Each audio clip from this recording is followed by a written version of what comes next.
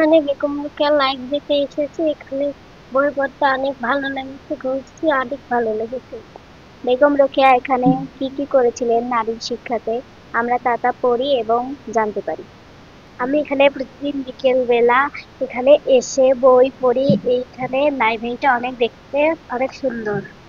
সংস্কৃতি বিষয়ক মন্ত্রণালয়ের আওতাধীন এবং বাংলা একাডেমি পরিচালিত প্রতিষ্ঠান বেগম রোকেয়া স্মৃতিকেন্দ্র 1997 সালে এই প্রতিষ্ঠানটির ভিত্তিপ্রস্তর স্থাপন করা হয় এবং 2001 সালে প্রতিষ্ঠানটি উদ্বোধন করা হয়। তবে যাত্রা শুরু হয় 2004 সালে। এই প্রতিষ্ঠানে কিন্তু পাঠাগার সুবিধার পাশাপাশি বেশ কিছু প্রশিক্ষণ কর্মসূচি চালু ছিল। পাঠাগার কার্যক্রমটি চালু এখনো থাকলেও প্রশিক্ষণগুলো নানা কারণে বন্ধ ছিল। বিশেষ করে করোনার আগে চিত্রাঙ্কন এবং সঙ্গীত প্রশিক্ষণ কর্মসূচিগুলো বন্ধ ছিল।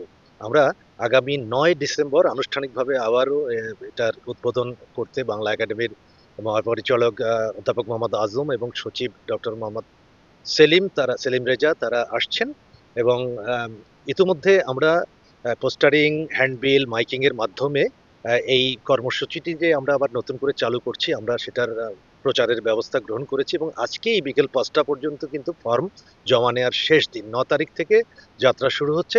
আমাদের এটার মূল উদ্দেশ্য হচ্ছে যে দুস্থ নারীদের জন্য সেলাই প্রশিক্ষণ কর্মসূচি অর্থাৎ আমরা চাচ্ছি যে নারীরা নিজের পায়ে দাঁড়াক। হুম। এবং অতীতে আমাদের এই প্রশিক্ষণগুলো গ্রহণ করে অনেক নারী স্বাবলম্বী হয়েছে, তারা উদ্যোক্তাও হয়েছে।